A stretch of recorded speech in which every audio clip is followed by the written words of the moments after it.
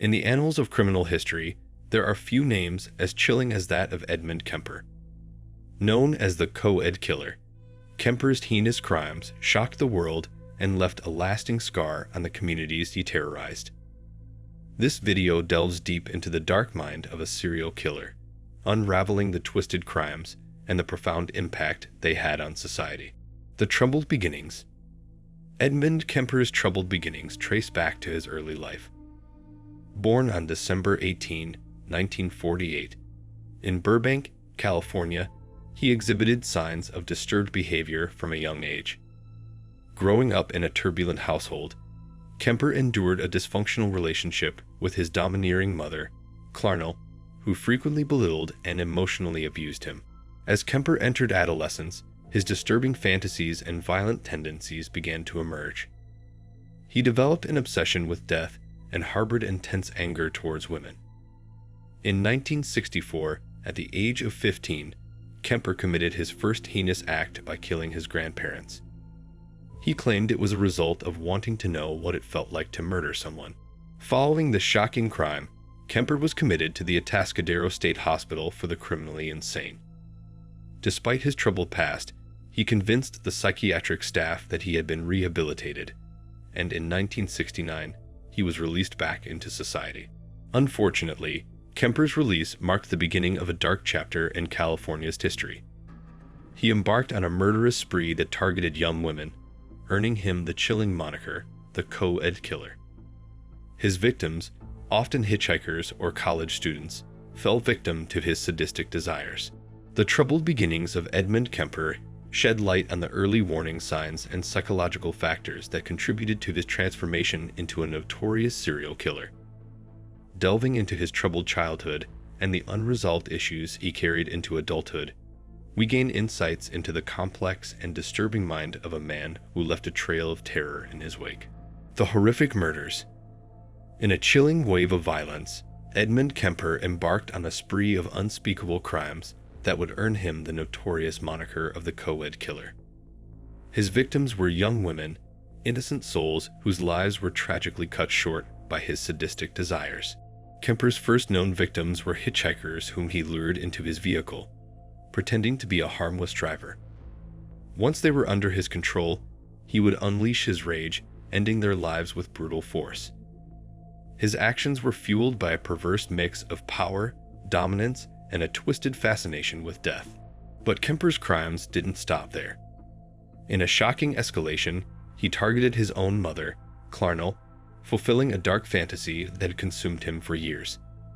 He savagely murdered her, carrying out the ultimate act of violence against the person who had tormented him throughout his life. The details of Kemper's murders are chilling and gruesome. He would mutilate his victims' bodies, engaging in acts of necrophilia and decapitation.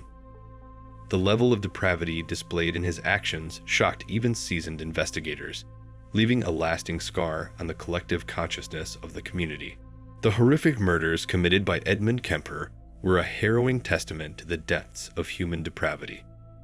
The co-ed killer's insatiable thirst for power and control led him down a path of destruction, leaving shattered lives and a community in fear. The mind of a monster. The mind of Edmund Kemper, the co-ed killer, proved to be a chilling and complex enigma. As investigators delved into his background and psychological makeup, they uncovered a disturbing portrait of a man driven by dark impulses and a profound desire for control. Kemper's troubled childhood played a significant role in shaping his twisted psyche. He had a tumultuous relationship with his mother, Clarnell, who subjected him to emotional abuse and belittlement. This toxic dynamic fueled feelings of resentment and anger, laying the foundation for his violent fantasies. In interviews and psychological evaluations, Kemper displayed an unnerving level of self-awareness and intelligence. He meticulously planned his crimes, evading suspicion by appearing normal to those around him. His articulate and composed demeanor concealed the horrifying truth of his inner thoughts. Experts diagnosed Kemper with multiple psychiatric conditions, including paranoid schizophrenia and personality disorders. His obsession with violence, coupled with his desire for notoriety, showcased a dangerous combination of traits that made him a true psychopath. One of the most chilling aspects of Kemper's psyche was his ability to compartmentalize his emotions.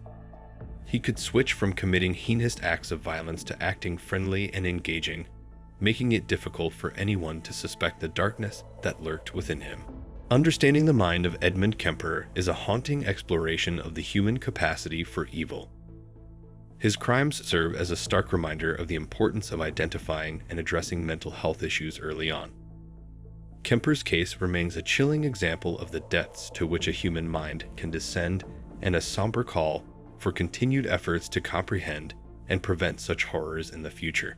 Edmund Kemper, known as the Co-Ed Killer, committed a series of gruesome and chilling crimes during his reign of terror. His victims were predominantly young women, and his methods of murder were disturbingly violent. Here are the specific crimes Edmund Kemper committed. Maud Matilda Huey Kemper, his paternal grandmother. In 1964, at the age of 15, Kemper shot and killed his grandmother, Maud Kemper, while she slept. He later revealed that he committed the act to see what it felt like to kill someone. Edmund Emil Kemper Jr., his paternal grandfather. After killing his grandmother, Kemper waited for his grandfather, Edmund Kemper Sr., to return home. As his grandfather entered the house, Kemper shot and killed him as well. College students. From May 1972 to April 1973, Kemper embarked on a series of brutal murders targeting young college women. He would often pick up hitchhikers or offer them rides, only to later turn on them and carry out his sadistic acts. His victims during this period included Mary Ann Pess and Anita Lucchesa, both 18 years old, and Aiko Ku, a 15-year-old high school student. His mother, Clarnell Strandberg. In April 1973, Kemper's final and most chilling act was the murder of his own mother, Clarnell Strandberg. After killing her, he engaged in acts of necrophilia and dismemberment. The investigation and capture. The investigation into Edmund Kemper's gruesome crimes was a race against time to prevent further bloodshed and bring the Co-Ed Killer to justice. Law enforcement agencies worked tirelessly to gather evidence and build a case against Kemper, meticulously connecting the dots that would ultimately lead to his capture. Detectives meticulously combed through crime scenes, collecting forensic evidence that would prove crucial in linking Kemper to the murders. The precision and brutality of his acts left behind a chilling trail of clues that investigators painstakingly pieced together. From the remains of his victims to hidden trophies and mementos, each piece of evidence built a damning case against him. As investigators delved deeper into Kemper's background, they discovered a disturbing pattern. His knowledge of police procedures, gained from his brief stint as a law enforcement agency employee, enabled him to stay one step ahead of the authorities. However, their relentless pursuit of justice pushed them to dig deeper, uncovering the dark secrets hidden beneath Kemper's carefully constructed facade. Through tireless interviews and surveillance, law enforcement agents were able to build a profile of Kemper's modus operandi and track his movements. They meticulously mapped out his patterns, identifying areas where he would likely target his next victims. This careful analysis, combined with the dedication and perseverance of the investigators, ultimately led to his capture. On April 23, 1973, the reign of terror orchestrated by Edmund Kemper came to a dramatic end. After brutally murdering his mother, Kemper called the police, confessing to his crimes. He awaited their arrival calmly, fully aware that his days of evading capture were over. The investigation and subsequent capture of Edmund Kemper served as a testament to the relentless pursuit of justice and the unwavering dedication of law enforcement. It demonstrated the importance of thorough investigative techniques, collaboration between agencies, and the resilience of those committed to protecting society from the darkest of criminals. The case of Edmund Kemper stands as a chilling reminder of the depths of human depravity, but also as a testament to the perseverance and unwavering determination of those who seek justice for the victims.